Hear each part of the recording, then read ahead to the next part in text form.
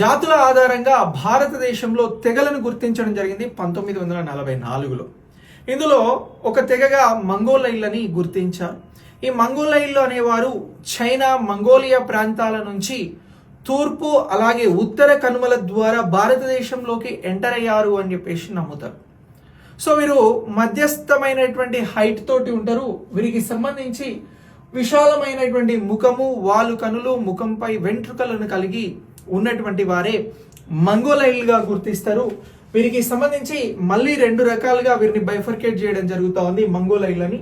ఒకటి పాలియో మంగోలైల్ అంటారు, 2 టిబెట్ మంగోలైట్స్ అని అంటారు.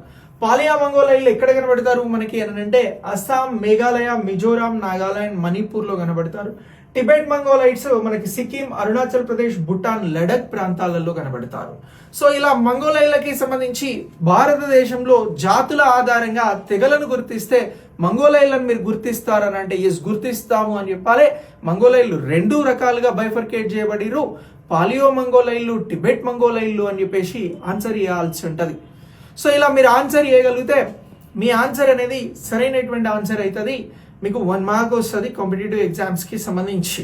సో వీడియో నచ్చినట్లయితే వీడియోని లైక్ చేసి మీ ఫ్రెండ్స్కి షేర్ చేయండి, ఛానల్ని ఫాలో చేయండి. ఇలాంటి కాంటెంట్ నేను ఎప్పటికప్పుడు మీకు అందిస్తూ ఉంటాను. Thanks for watching.